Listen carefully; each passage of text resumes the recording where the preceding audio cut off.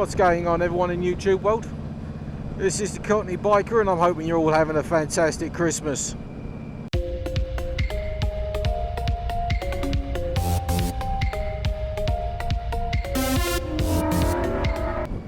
I've been trying to knock out videos in the last couple of days because I wanted to sort of catch up. It's been like a couple of weeks now to this day where I haven't uploaded anything.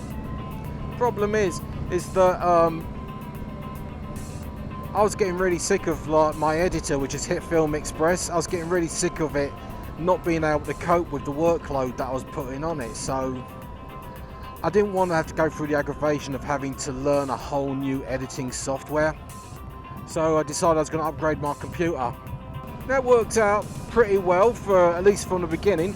But then what was going on was the computer was new and improved, faster, more powerful, could handle anything.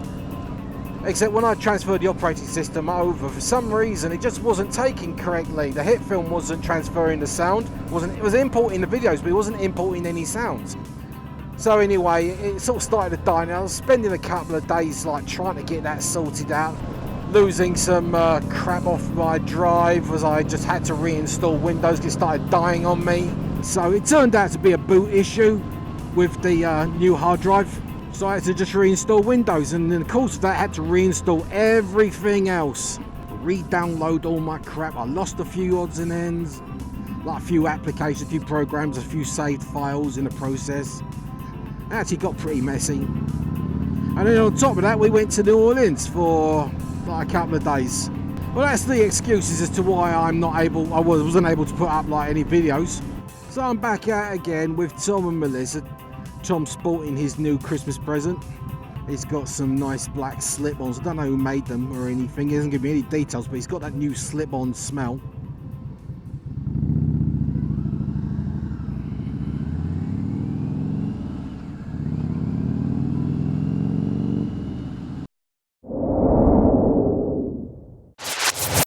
Yeah, so the video that I wanted to come up with, or that I was working on, and it, like I say, it took me 2-3 attempts and I still couldn't get it right. It was asking the question, you know, does automation make people stupid? I mean, I had a good point, but I just wasn't able to get it across. So I'm going to give it another try and just say that, look, recent motorcycle developments, you know, they've got self-leaning motorcycles, and it's not going to be long before they come up with like full-on autopilot for the two-wheel motorcycles. Not, you know, they could easily do it with trikes, but like they're going to do it with motorcycles, and it's coming sometime soon. And I was kind of concerned about that. I was worrying that, like, you know, with all of that automation and all that, I mean, what is it just going to reduce us to? Because motorcycles are the last sort of bastion of anything that requires full concentration, the use of all of your limbs to control it, as well as balancing, and plus the added extra bit of danger of you being vulnerable out there in the world. And so I think the point I was trying to make in all of those videos that I've probably just gone and deleted now because they're useless, the point I was trying to make was that, you know, humans as a species, we strive to better ourselves. You know, people are picking up where Einstein left off, just as Einstein was picking up where Isaac Newton left off, and so on and so forth. And so we try to better ourselves, and if everything is handed to us on a plate, if all of the experiences and, you know, if we're denied the learning how to do something, how to actually learn to ride, then you lose a certain essence, you lose something, and it sort of goes in line with society wrapping us all up in cotton wool. I mean, when they went from like manual gearboxes to automatics, I mean, in America, I mean, Europe don't do that, then, you know, they were hoping that the time left, that, you know, or the time and energy that you would have dedicated to shifting gears was now going to be redirected to like concentrating on the road and doing the right thing. It went the complete opposite way. It just made people lazy, and so they were texting and messing about, anything but really concentrating on the road. In addition to that, you know, it didn't make the cars very reliable or you know, fuel efficient. And I think that's the point that I'm making. We riders, we went through a lot of aggravation to get the license, whether we went to like a motorcycle foundation course or whether we just jumped on a bike and learned the hard way. There was still a process where you had to learn, where you had to pull a clutch, put it in gear, make it go, not stall it and not drop the bike and all that, and concentrate on the road as well. Now people learned, they all learn at their own varying paces. Some people, they picked it up like almost immediately and could go on a 500-mile ride.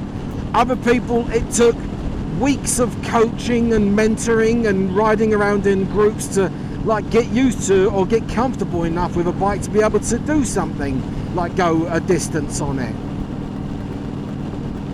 Now we're faced with the possibility that all you would need to do is just sit on the bike, stand it up, put in a GPS where you want it to go, and it does the whole riding for you. You just sit there and what are you going to do?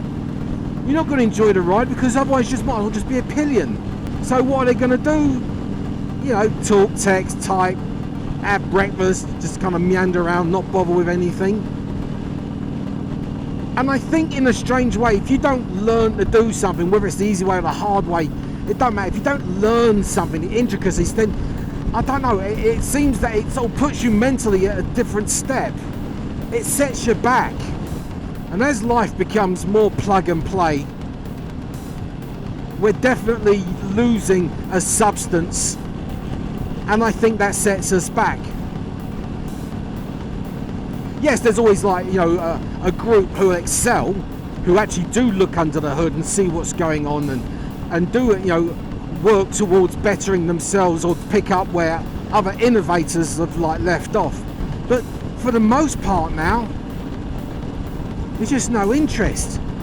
And so when they come out with self-driving motorcycles, everything that we worked for, everything that we studied for, you know, all of those self-help videos about being safe on the road and, you know, all of those safety YouTube vids, they're going to be for nothing. It's just going to be how to sit on your new self-driving motorcycle and punching coordinates where you want to go.